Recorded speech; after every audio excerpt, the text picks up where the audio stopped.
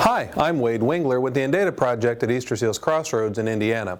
Sometimes if you're a voiceover user on iOS, so your iPhone or your iPad, you've got apps that are named the same or very similar kind of things. We figured out with some help from one of the listeners of one of our podcasts that you can actually change those names in a way that makes sense. And Belva Smith on our clinical team is going to show us just how to do that. Hi, I'm Belva, and I am going to give you a tech tip today that is for all the VoiceOver users.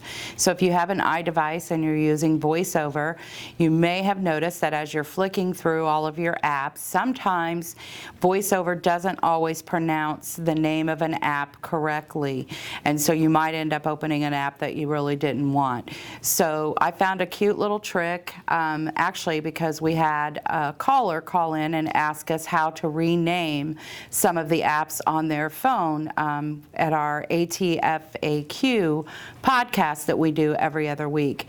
And we didn't have an answer, but we had a caller who called in and gave us an answer.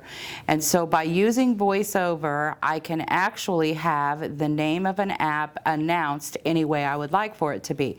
Now, I'm not actually renaming the app. Screen dimmed. So visually, the app will still have the original app name, but when VoiceOver reaches that app, it will announce it differently. And I'm going to show you how to do that today. Okay, so the app that I'm going to rename today is going to be called, the real name is Dwelp, but when I tap it, you're going to hear it called Belva's Game. Belva's Game. And because it says Double tap to open.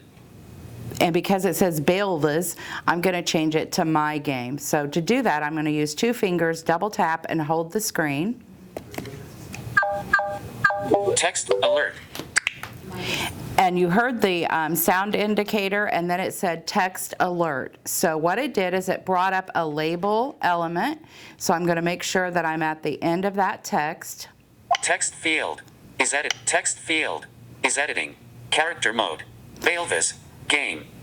Text field is editing. Character mode. Text field is editing.